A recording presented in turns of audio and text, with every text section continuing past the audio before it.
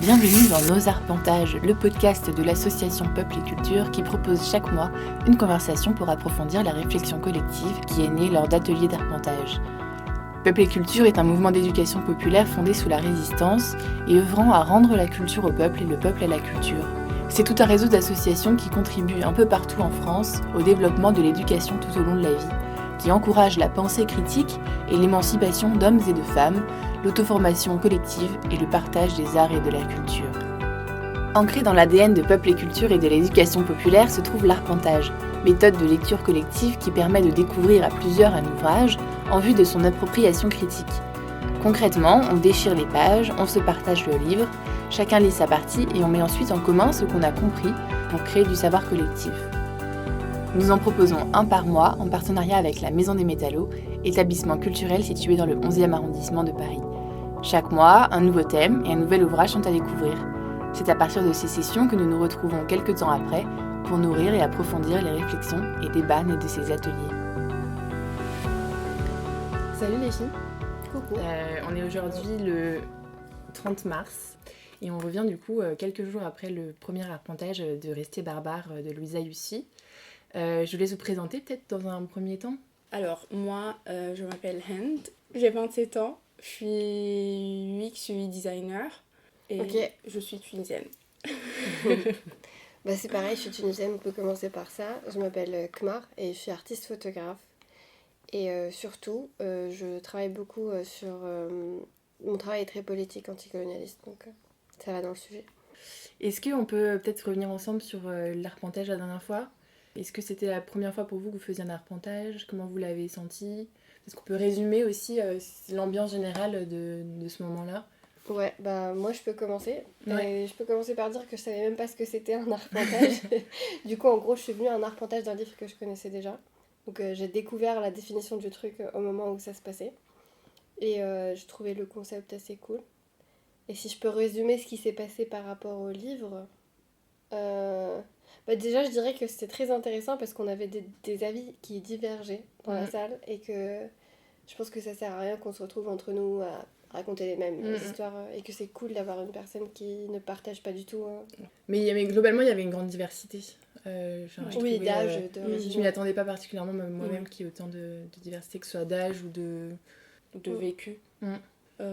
Moi, j'ai connu ça à travers Kmar. C'est elle qui m'a envoyé le lien de l'événement et je connaissais pas ce que c'était un arpentage. Et le livre, en fait, je l'ai acheté, mais je l'ai pas lu et je l'ai lu il y a une semaine. Donc même, en fait, j'ai profité de l'arpentage pour découvrir le livre. Ah, c'est chouette ça. Voilà. Ouais. Mais en fait, c'était une découverte et en même temps, c'était pas une découverte parce que je savais plus ou moins ça parlait de quoi parce que c'est un vécu, mais en même temps je savais pas, je reste quand même une personne qui n'a pas lu le livre, donc de point de vue littéraire je savais pas il y avait quoi dedans, c'était quoi le style de l'autrice, comment elle a évoqué ses problématiques, donc c'était une découverte et pas une découverte, mais c'était plus une découverte. Okay.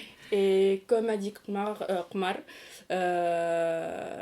c'était bien d'avoir plusieurs points de vue dans la salle, plusieurs personas et différents vécus, ce qui a permis à alimenter la conversation et ne pas rester sur un seul axe de discussion.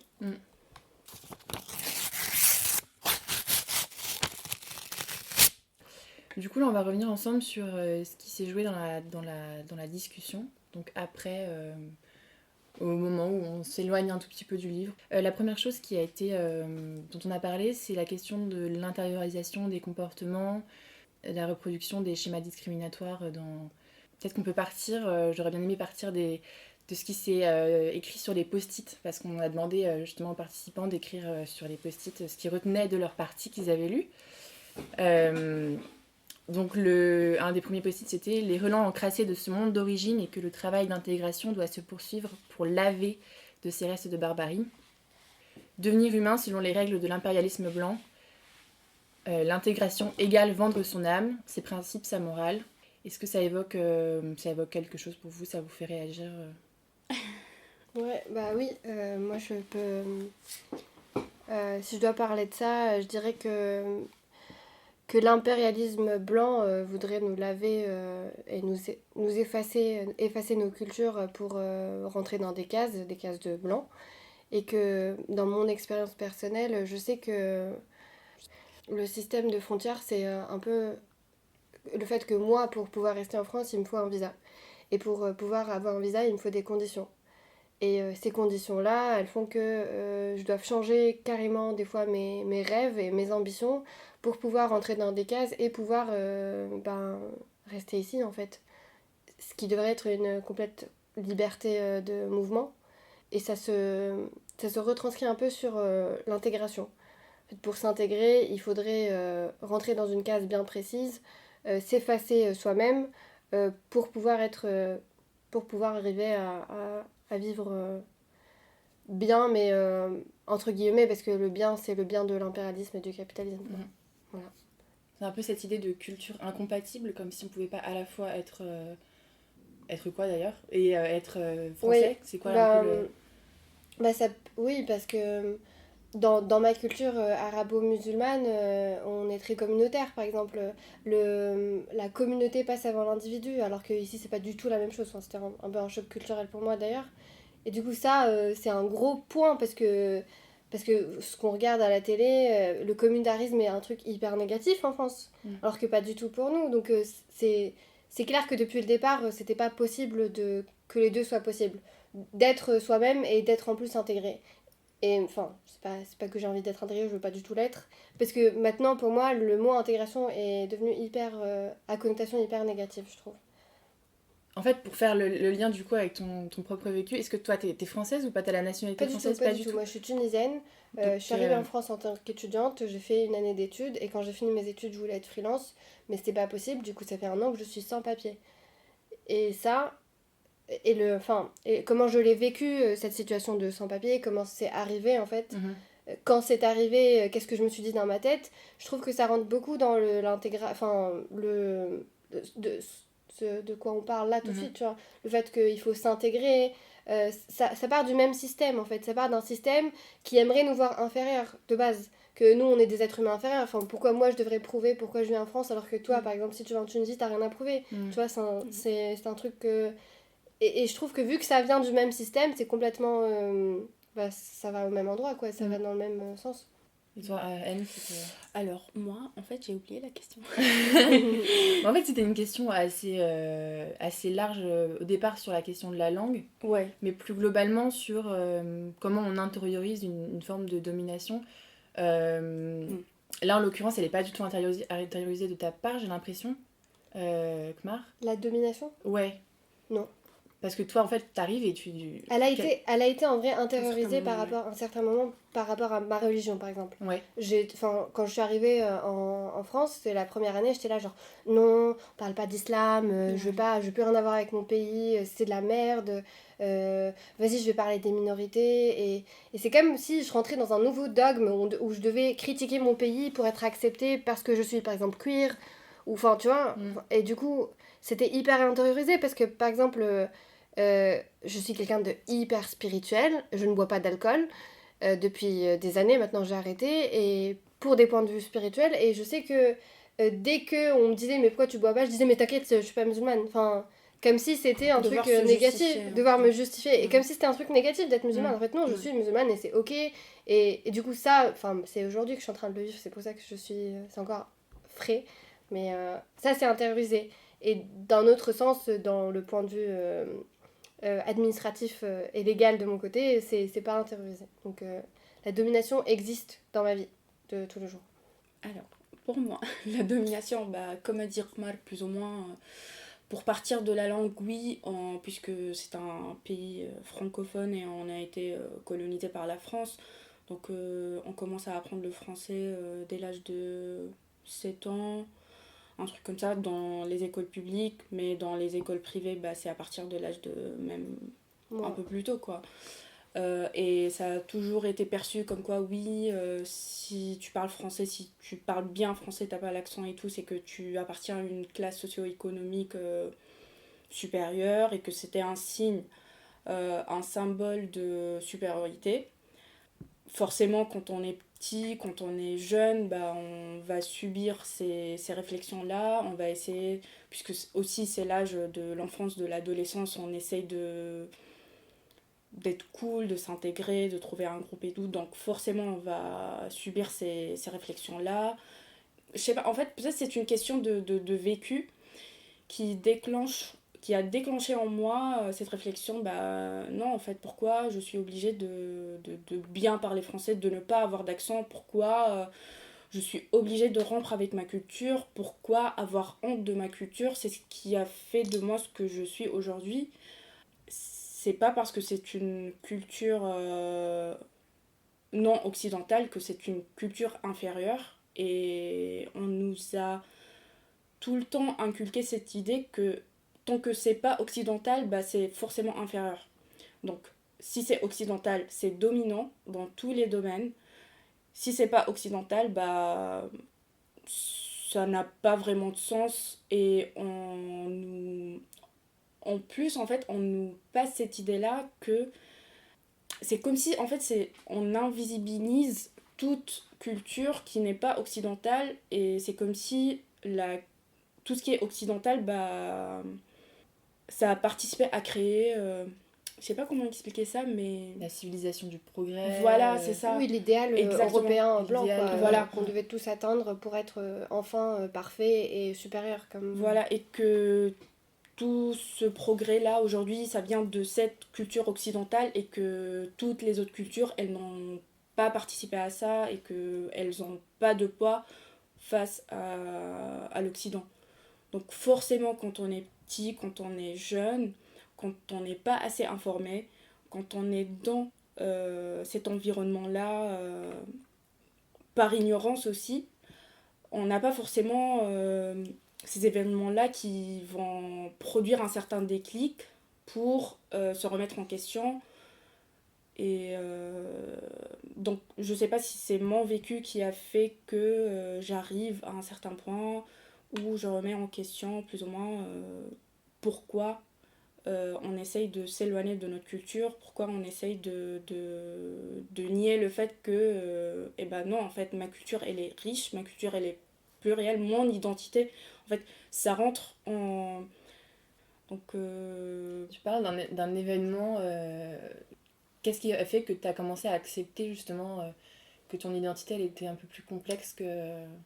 Selon mon vécu à moi, j'avoue que pendant mes années en doctorat, ça m'a permis de découvrir plus ou moins les sciences humaines et sociales, découvrir que finalement en fait l'être humain il est complexe, et en même temps il y avait d'autres événements dans ma vie. Par exemple, j'ai des amis et je dirais une cousine qui m'a et même Omar aussi, hein.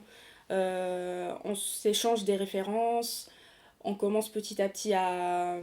Voilà, en fait, c'est ça, en fait, on s'échange des références, et ça commence ça m'a permis de découvrir petit à petit, en fait, de donner des mots à ce que j'ai vécu, à ce que je connais, mais je savais pas qu'il y avait des termes pour ça, par exemple. Je savais pas qu'il y avait des définitions pour un tel ressenti, une telle expérience, une telle situation. C'est le fait de parler entre nous du vécu, des expériences, et en même temps découvrir qu'il y a une base théorique qui parle de tout ça. Que ce sont pas des trucs, je dirais pas des trucs, mais des expériences illégitimes, mais ce sont des ressentis, des situations qui ont été étudiées par les sciences humaines et sociales, et il y a des termes pour ça, et que on n'est pas en train d'inventer des trucs, on n'est pas folle, et que... D'ailleurs, moi, c'est ce livre, hein. Moi, Voilà. c'est ça l'événement qui m'a fait un peu... Ah ouais? Ouais, c'est pour ça que c'est super important. Ouais, c'est pour ça que c'est super important pour moi d'en parler et d'être là aujourd'hui. Et c'est cool que vous m'ayez demandé d'en parler, parce que c'est vraiment Rester barbare qui m'a un peu donné une grosse claque dans la gueule. Enfin, parce que j'ai toujours été un peu discrète par rapport à mes origines. peut-être pas dans le but de consciemment m'intégrer, mais inconsciemment, c'était hyper présent. Et quand j'ai lu ce livre, je me suis dit, ah mais non, en fait, non, non, non, non, ça va pas se faire comme ça. Et c'est à partir de ce moment-là où j'ai commencé à m'affirmer plus, que ce soit physiquement, dans ma manière de parler, dans mes goûts musicaux, dans ma religion, dans tout, en fait. C'est grâce à Rester Barbare. Moi, c'était l'élément déclencheur, c'était une rupture. Et il y avait ma cousine qui m'a conseillé le podcast Le cœur sur la table et l'écho sur la table. Et du coup, je me suis dit, ah ouais, bah en fait, je suis pas folle, j'invente pas des trucs. Donc, et il y a eu pas un épisode aussi sur les masculinités, justement, noires et arabes, etc. Dans les coups sur la table, oui, voilà, en fait, ça a commencé par le cœur sur la table, mais voilà, après, il y a les coups sur la table, c'est le podcast où vraiment on creuse tout ce qui est phénomènes sociaux, etc., etc. Et ça m'a permis d'avoir des références, de découvrir, de creuser un peu plus, et de donner des mots et des termes scientifiques qui vont rendre légitimes nos expériences personnelles. Et avoir du poids, de la valeur quand on parle de ça.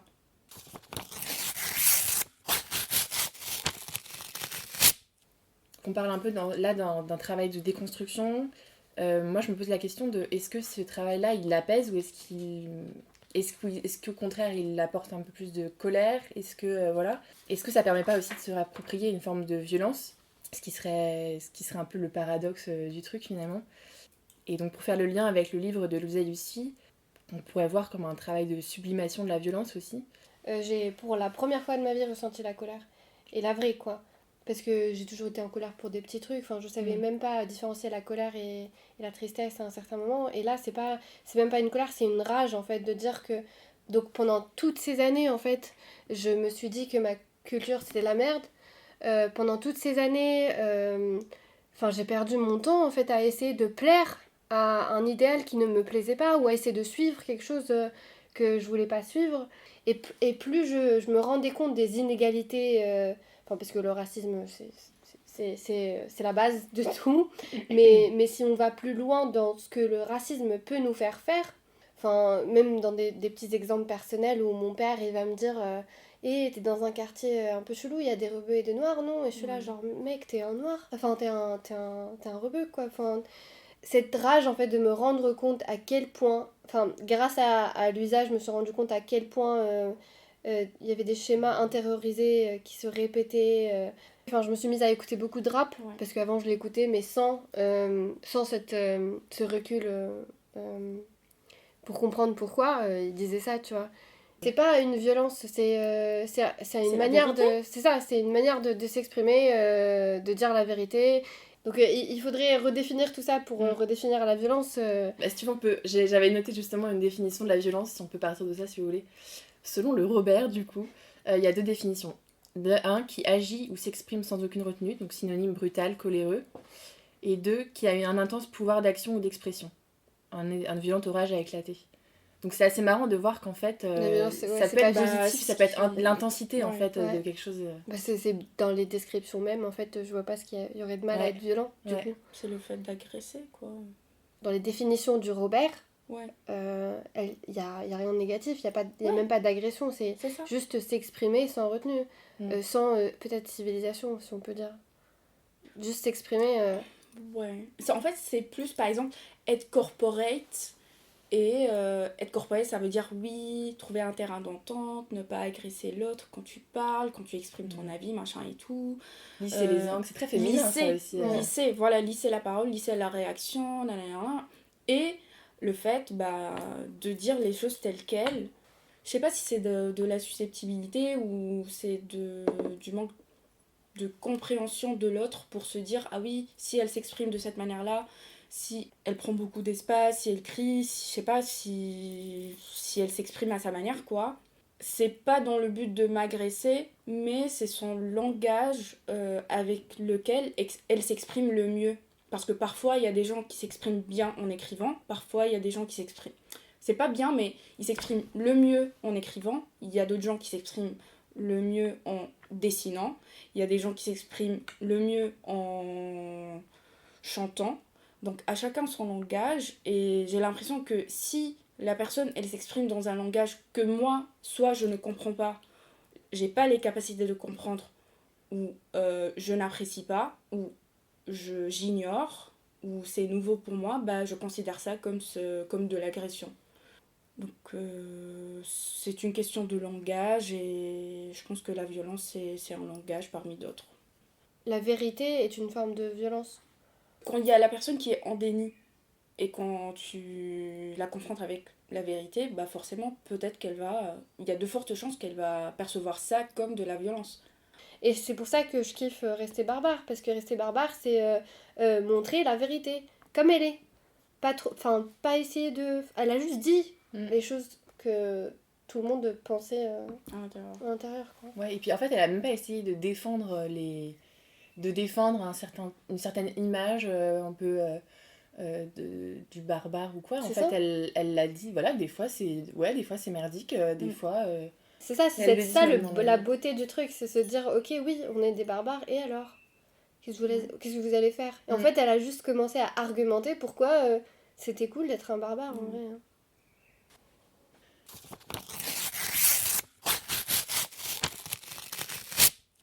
Oui, en fait, quand on se réapproprie du coup ces narrations, c'est nouveau. Quand on se rend compte que notre vécu, il a de la valeur, c'est ce que vous disiez avec votre effort de déconstruction, etc., que ma manière de parler, bah, ça peut être la bonne aussi, ça peut être celle qui finalement est plus dans la vérité, etc. On peut donner du coup la place à d'autres récits, et c'est un peu l'enjeu fictionnel justement du livre. Tout bêtement, est-ce qu'on peut vraiment sortir des fantasmes, des stéréotypes? Est-ce qu'il n'y en aura pas tout le temps? Le premier truc qui me vient à l'esprit, c'est que si on veut un monde meilleur, il faut tout raser.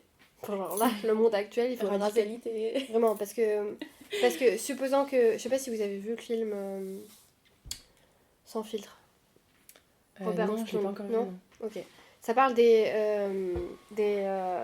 rapports de pouvoir et comment ils se répètent. Donc en gros, c'est une famille riche dans un bateau et le bateau, il va... En gros, il va couler. Il y a une tempête. Il y a une tempête, il se passe quelque chose, il va se retrouver sur une île. Il fait naufrage. Il fait naufrage et la seule personne qui a de quoi vivre, c'est la femme de ménage de ce bateau. Donc ça va devenir elle, la queen un peu sur cette île.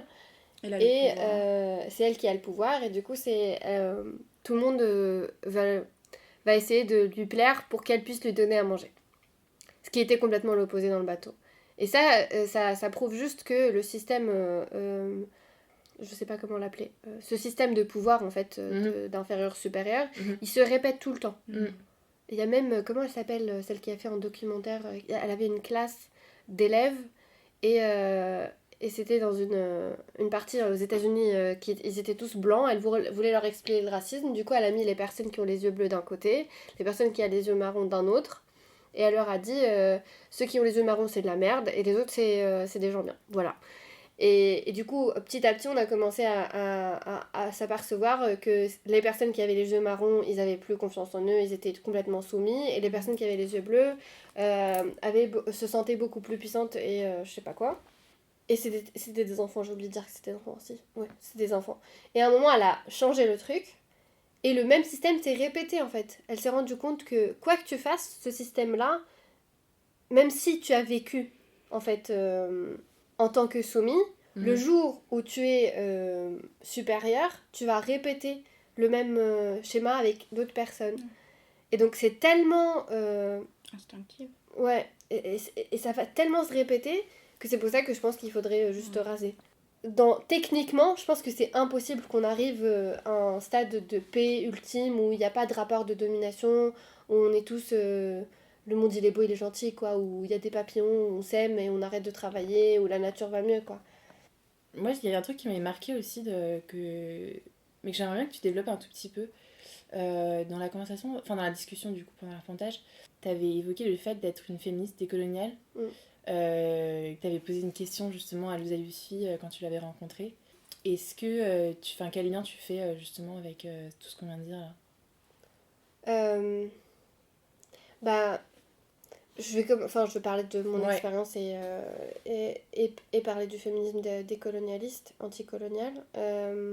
C'est que quand j'ai lu le livre, donc j'étais d'accord avec tout ce qu'elle disait, en même temps je me disais, mais en tant que femme quand même, il y a un truc qui me fait chier, j'arrive pas trop à savoir et tout. Donc je lui ai posé la question, Et sa réponse était de me dire, écoute, en gros, c'est une question de prioritisation des luttes. Et c'est surtout, elle avait dit un truc dans sa conférence, elle avait dit, être un homme indigène, c'est être invisible politiquement. Parce que déjà, les hommes non blancs vivent plus de violence au quotidien, par juste leur fait d'exister, et parce qu'ils représentent l'ennemi de l'homme blanc dans cette société capitaliste. Et donc le féminisme décolonialiste serait d'être conscient de ça, de ce passif, et de porter la voix de ces hommes parce qu'ils n'en ont pas, en fait. Et c'était un peu dur pour moi au début de l'accepter, parce que j'étais là genre, oh mais quand même, hein, je sais pas quoi. Mais c'est la vérité.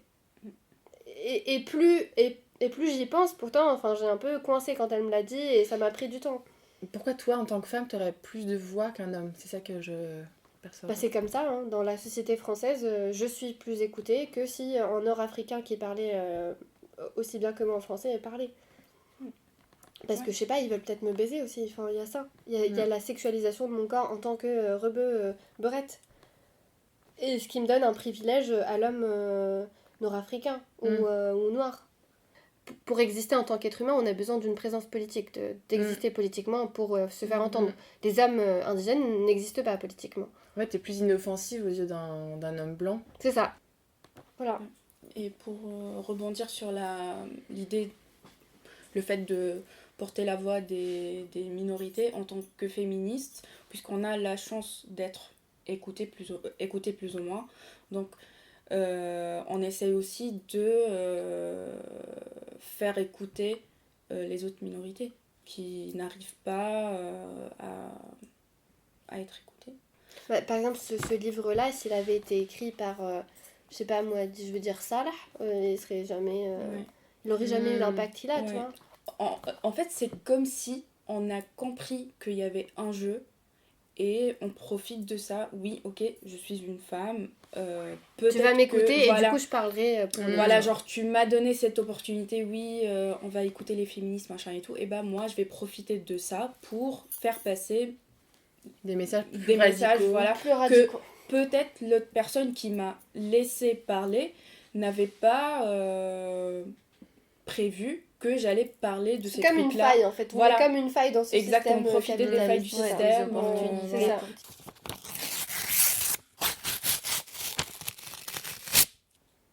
C'est plus ou moins ça. En fait, c'est une stratégie. Politique. C'est une stratégie politique, ouais. et y compris de la part de Louisa Yousfi. Ouais. Et peut-être la stratégie principale de son bouquin. C'est peut-être sur ça que je voudrais conclure, sur le dialogue qu'il a pu y avoir, les échanges qu'il a pu y avoir entre d'un côté les personnes, les participants de l'arpentage qui considéraient que c'était plutôt intimiste, c'était plutôt un livre pas trop militant, d'autres qui pensaient que c'était très militant. C'est complètement militant, ouais. Ouais, en fait, on se pose la question à qui s'est adressé ce bouquin, et effectivement, c'est des gens qui vont savoir lire, qui vont être attirés par ce genre d'ouvrage, par ce type de maison d'édition, mais de l'autre côté, en fait, est-ce que c'est pas ça la stratégie aussi? C'est ça, exactement. Parce que si tu vas voir des personnes indigènes non intellectuelles, ils en ont rien à foutre de tout ça, en fait.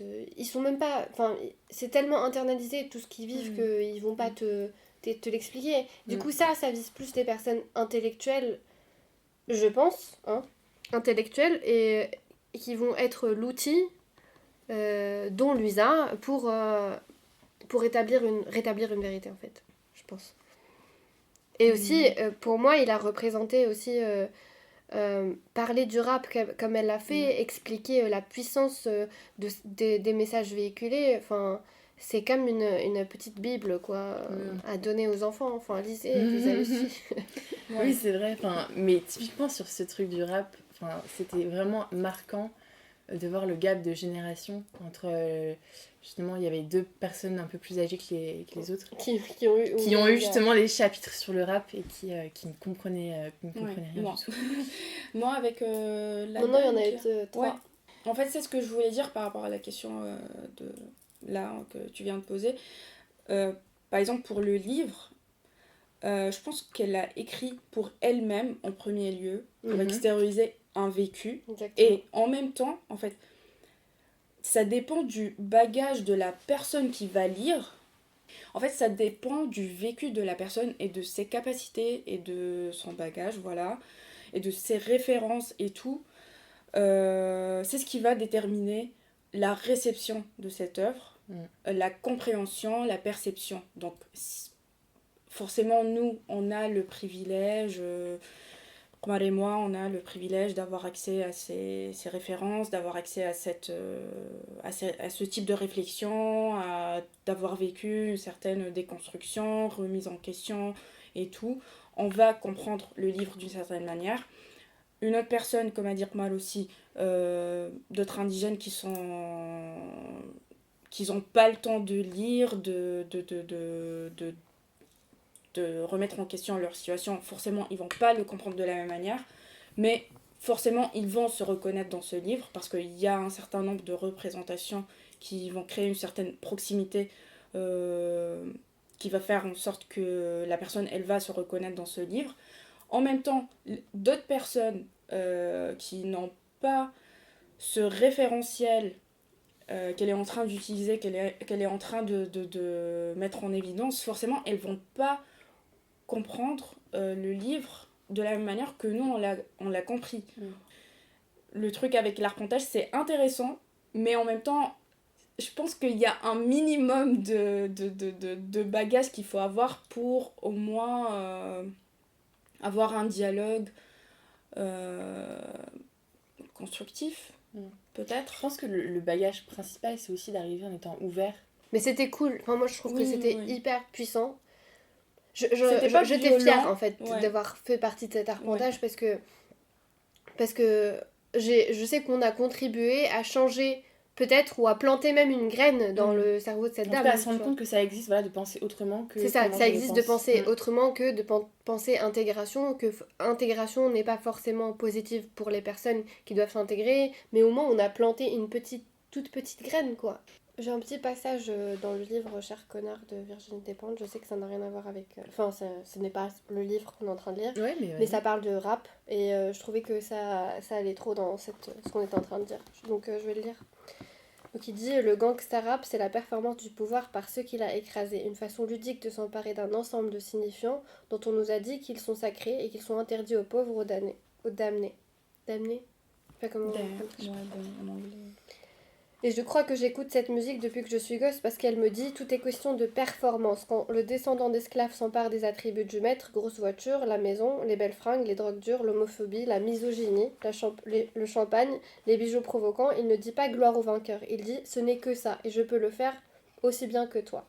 Donc dans le sens où c'est une reprise des attributs de la haute société, parce que la haute société est tout aussi misogyne que les rappeurs. Et de dire, ouais, en fait, on peut le faire aussi. Et c'est que ça, en fait. Si c'est ça, votre truc à vous d'être supérieur, ben on peut le faire aussi. Mais on a plus que ça.